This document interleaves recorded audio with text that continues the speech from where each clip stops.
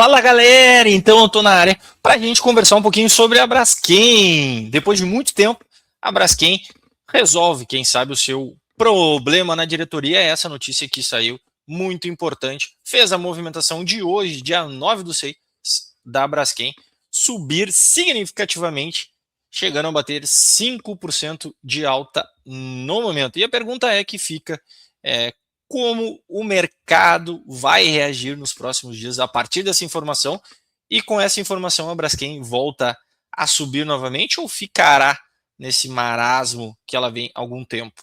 Então vamos dar uma conferida no que saiu hoje de notícia, e aí depois a gente vai dar uma olhada nos gráficos para ver se faz sentido participar ou não deste novo movimento ou nova fase que a Braskem pode enfrentar pela frente. Mas não se esqueça que também é muito importante, curte, compartilha, se inscreve no canal para que a gente consiga, pelo menos eu, consiga trazer as informações para vocês interessantes e analisar o mercado como um todo. Então vamos lá.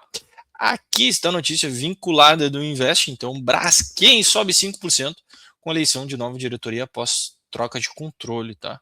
Então aqui ele fala um pouquinho o que aconteceu, que eu já falei, disparou, né?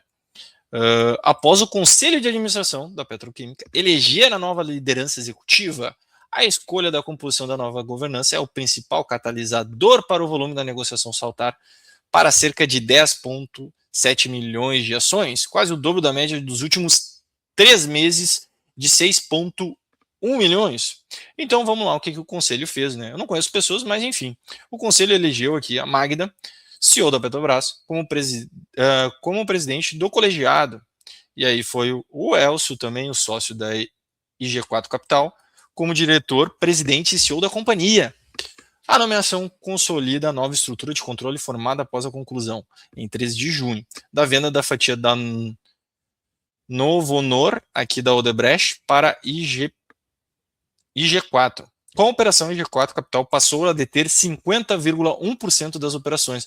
Lembrando, né, a Novonor, ex-Odebrecht, aquela confusão toda que nós tivemos nos últimos anos aqui no Brasil envolvendo, e a Braskem estava no meio por conta de fazer parte, né, por ser da Odebrecht nesse sentido, e aí trouxe as complicações, mas não só isso, né, nós tivemos também problema no Nordeste, de afundamento de solo, tivemos também um fundo árabe tentando comprar, então vem numa situação meio conturbada a Braskem por conta disso, e agora, quem sabe, pode ser uma luz no final do túnel a eleição, né, desse novo conselho para dar uma melhorada. E nós tivemos aqui, ó, então a IG4 Capital passou a ter 50,1% das ações com direito a votos via fundo, né, enquanto a Petrobras mantém 47% dos votos. A Novonor ficou com cerca de 4% de capital apenas em ações preferenciais. Segundo a Reuters, as ações chegou a tocar a máxima, tá? Isso aqui a gente vai ver depois.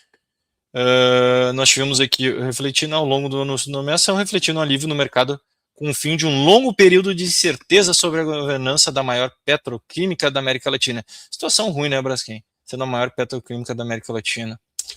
Bem ruim. Aqui eu vou falar um pouco. Então aqui nós tivemos a entrevista, né, ao Valor Econômico do Tokshi. O Tokshi é o Elcio, da IG4 Capital. Classificou o momento como uma etapa muito promissora. Apesar de reconhecer que a Braskem atravessa sua pior crise financeira, o foco agora é na execução. Reorganizar a estrutura financeira, melhorar a dinâmica operacional, preservando a liquidez e otimização da geração de caixa. Será um trabalho conjunto com a Petrobras e a IG4 Capital e total foco no desenvolvimento da companhia, afirmou o novo CEO em comunicado oficial. É óbvio, ele não vai falar nada além disso, né? Ele não vai dizer que não vai rolar. A urgência é real. A Braskem enfrenta pressão de caixa agravada pela alta da nafta, matéria-prima essencial. Então a nafta é matéria-prima essencial. E tem vencimentos de títulos de dívidas previsto para julho de 26. A companhia carrega uma dívida bruta total de aproximadamente 7 bilhões de dólares. Não pode. Cara, 7 bilhões de dólares. Com os bonds com vencimentos em julho, representando uma parcela imediata dessa exposição. Segundo a Folha de São Paulo, que reportou com base em pessoas do conhecimento do assunto, a meta da nova gestão é fechar um acordo de reestruturação de dívidas até junho, antes desses pagamentos de cupons. Se houver uma execução disso aqui, 7 bilhões, eu acredito que não vai ter mais Braskem, né? É muito complicado. Vão ter que partir por talvez uma extrajudicial. É bem possível, hein? Olho na Braskem por conta disso. Pode ter uma queda muito forte se isso realmente acontecer, mas pelo visto pode ser uma tendência, tá? Não tem como a Braskem pagar isso aí de uma hora para outra. Vamos ver. O desenho do plano precisaria estar concluído neste mês para evitar um cenário de inadimplência ou necessidade. Aqui é o que eu falei. Ou inadimplência, que é uma possibilidade, que não tem como executar isso, ou necessidade de recuperação judicial. O desafio não é pequeno, apesar da alta dessa sessão, Braskem ainda com uma queda de 14% e 41% nos últimos 12 meses, e é negociada bem abaixo das máximas dos 52 semanas.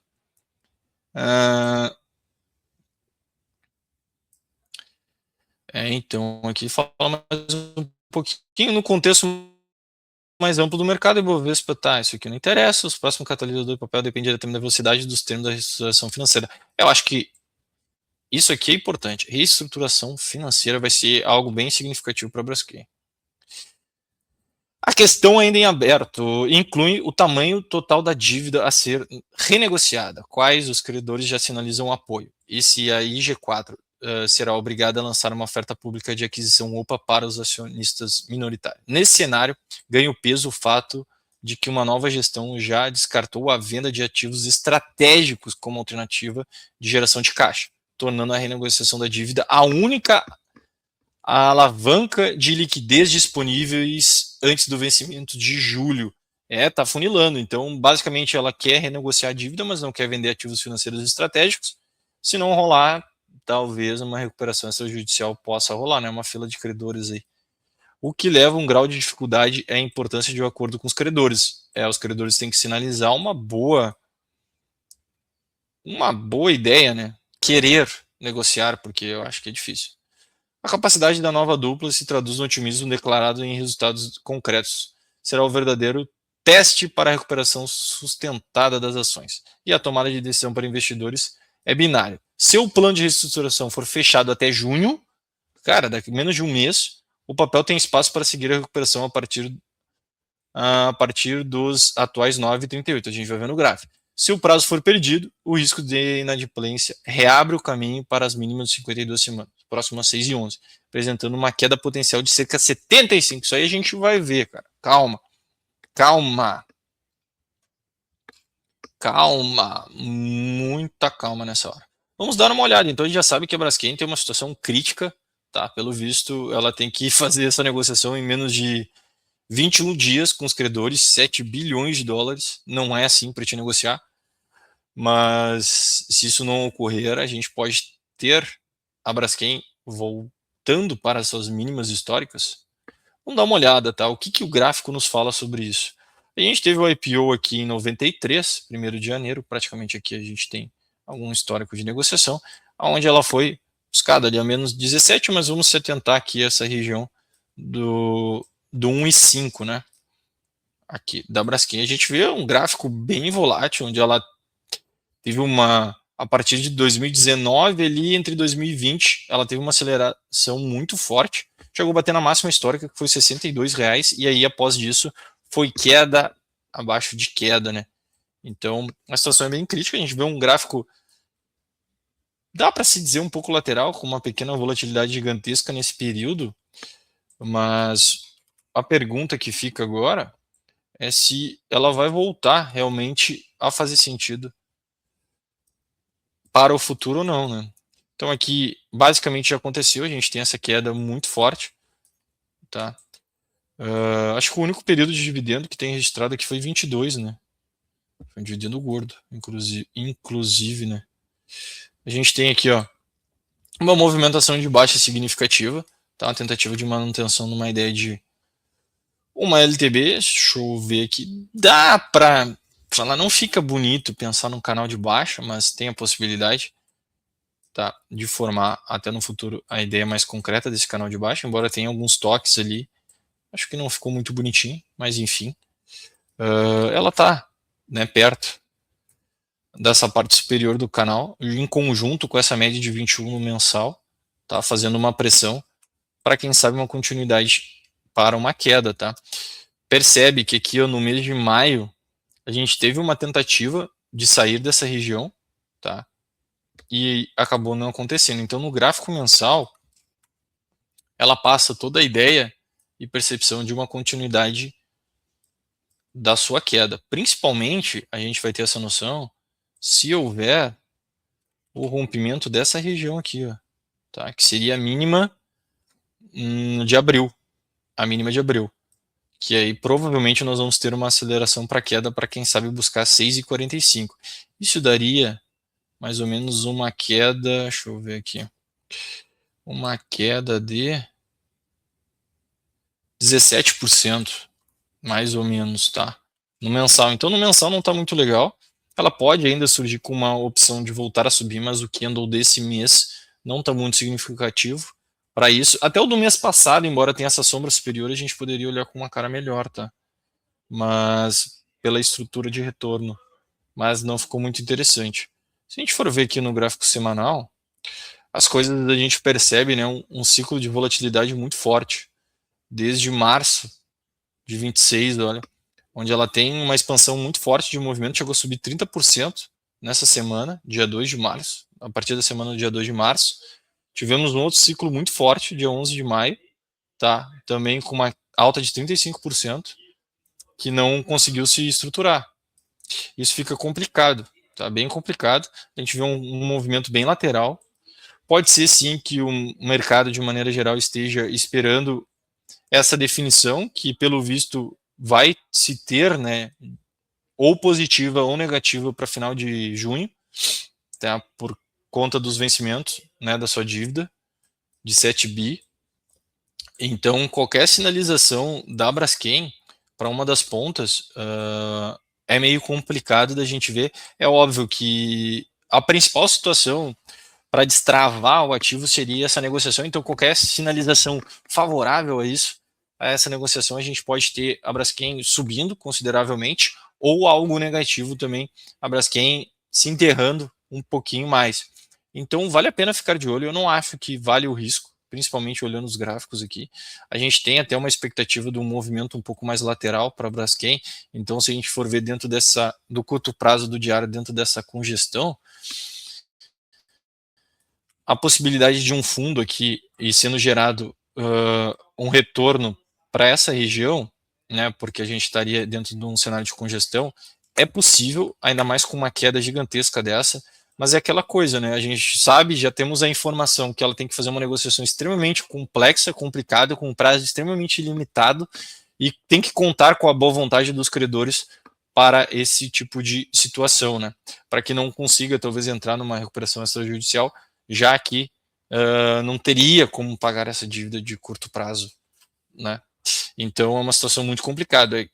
E entrar aqui, embora os gráficos, a gente poderia até especular nesse sentido, um rompimento para cima, para trabalhar dentro dessa congestão e voltar, né, que seria uma espécie de um retorno, tá, para a Braskem, é algo bem complexo por conta dessa informação.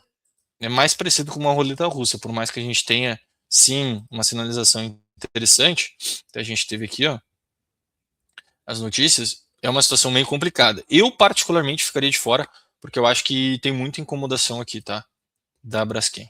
Eu acho que vai gerar uma incomodação gigantesca para quem entrar e não vai fazer muito sentido, porque o potencial é muito limitado, né? E se houver o pior dos cenários, a Braskem não conseguindo negociar, olha, não duvido de termos uma queda aí gigantesca, tá? Uma queda gigantesca, porque daí o mercado vai ficar se perguntando, tá, e aí, Braskem, tu vai resolver esse problema como? Vai ser recuperação extrajudicial, tu não vai vender teus bens, tu vai chegar a que ponto, como é que a gente vai solucionar esse problema aí, porque ficar uma inadimplência gigantesca e pelo visto não vai rolar muito não. Vai pedir empréstimo, os bancos estariam dispostos a te financiar, tu vai ter que lançar mais dívida, vai rolar, o que tu vai fazer para solucionar esse problema? Então acho que essa é a pergunta que fica. Beleza, galera? Então não se esquece, então, terminando mais uma análise, não se esqueça, né? Compartilha, curte aqui o canal, se inscreve para que eu possa continuar trazendo notícias interessantes do mercado e dando uma analisada técnica em cada ativo, tá? Para saber se vale a pena ou não, vinculando com essas notícias importantes que possam mudar o trajeto desses ativos. Beleza, galera? Então, um grande abraço, vejo vocês na próxima e fui!